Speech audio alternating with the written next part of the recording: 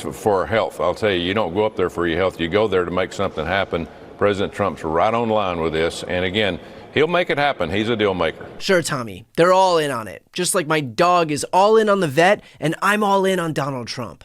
Got it.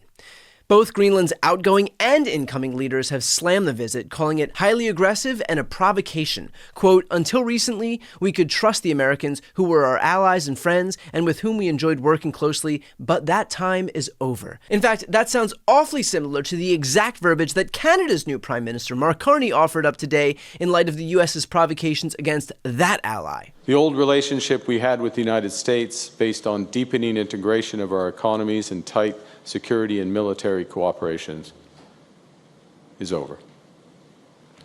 What exactly the United States does next is unclear. But what is clear is that we, as Canadians, have agency. We have power. We are masters in our own home. Nous sommes maîtres chez nous. We can control our destiny. We can give ourselves much more than any foreign government, including the United States, can ever take away. We can deal with this crisis best by building our strength right here at home. It will take hard work. It will take steady and focused determination from governments, from businesses, from labor, from Canadians. We will need to dramatically reduce our reliance on the United States. We will need to pivot our trade relationships elsewhere. And we will need to do things previously thought impossible at speeds we haven't seen in generations. Starting to see a trend? In addition to crashing the stock market, launching a trade war that we won't win, sending costs surging, sending 401ks plummeting, the Trump administration has also managed to destroy our relationships with our closest allies and trading partners around the world. And yet still, despite all of that, this is the kind of rhetoric being spouted by Trump just prior to the Vance family being summarily rejected by the people of Greenland. Just how far are you prepared to go on Greenland? You said this morning that the United States needs Greenland. We need Greenland for national security and international security. So I think we'll go as far as we have to go. We need Greenland. And the world needs us to have Greenland, including Denmark. Denmark has to have us have Greenland. And, we'll see what happens. But if we don't have Greenland, we can't have great international security. If you look at the ships outside of Greenland, China, Russia, places that we have to be there. If we're not there, we can't have national or international security. So I view it from a security standpoint. We have to be there. What's the reason Vice President decided to join his wife instead of sending her? She was going to go solo to the dog sled race, and now he's going on Friday. Who's going into the Vice President? Agusha was going to go to Greenland on her own. I don't know. I'm not sure. I think you may have JD going, actually. Yeah. I don't know if they've split that up, but Usha's great. But I understand JD might be going. So. In other words, he's not going to learn, because the number one rule of Trumpism is that once you plant your flag, in this case, literally, you don't back down. Trump views any capitulation as a show of weakness, even though in reality, it would be a rare sign of strength for him to have some introspection and change course if something's not working out.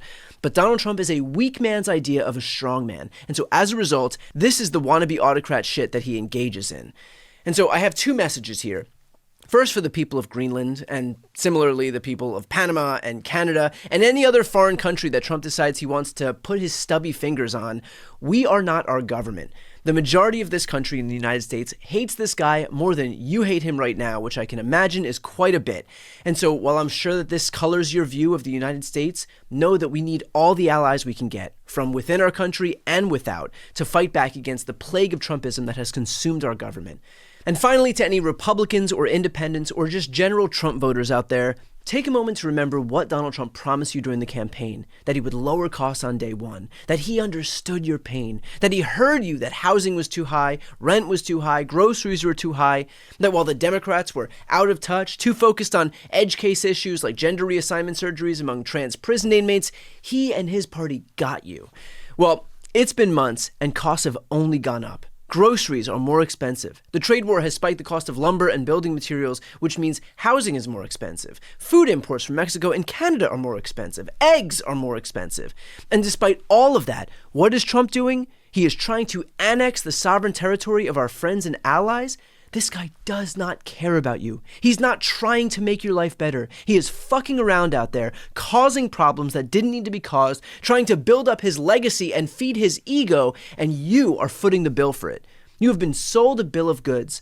We don't have to relitigate your vote from November of 2024, but do not reward these people with your future support if they were so quick to abuse it the first time.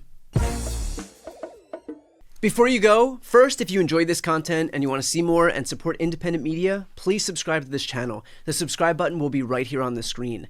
But second, the reality is that we're now in a political environment where this administration can lean on any of the social media platforms to suppress certain voices if they don't like critical coverage. That means my longevity here is in the hands of a few tech billionaires who are already making it clear that they're willing to cater to this White House. To that end, signing up for my newsletter is a great way for me to be able to reach you directly if that ever becomes necessary. I'll put the link on the screen as well, so please sign up. It's completely free, but there's also an option to do a paid subscription if you'd like to support my work. I really appreciate it. Thanks so much for watching.